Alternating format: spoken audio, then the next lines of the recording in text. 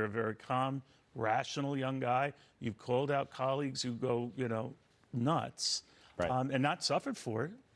No, because my district knows who I am, and I try to get the job done. I'm proud of the fact that the very first bill that I got signed into law was to create the special envoy for the Abraham Accords. At a time we're dealing with serious challenges in the Middle East, the Abraham Accords are going to be critical as we move forward. And What do you think of this thing? We're kind of dangling aid to Israel on the vine here. I think what Chuck Schumer did, standing on the Senate floor a few weeks ago, what Nancy Pelosi is now doing, where they're basically trying to make Netanyahu the boogeyman rather than focusing their ire on Hamas.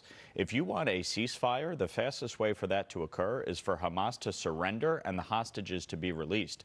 To somehow call for regime change in Israel and dangle aid to Israel as part of that is shameful. Wouldn't a Rafah invasion, whether it's justified or not, Congressman, compound that talk? Benjamin Netanyahu has made it clear, I've set this date for this invasion, which apparently he was told, don't even do it, don't think about it, and he's going to do it.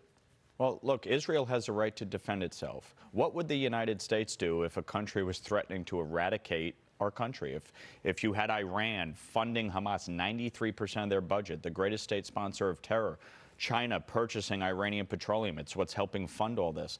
If you're being threatened, what are you supposed to do? You have to defend your country. You have to defend your citizens. Innocent Israelis and Americans were killed on October 7th. We still have American hostages being held.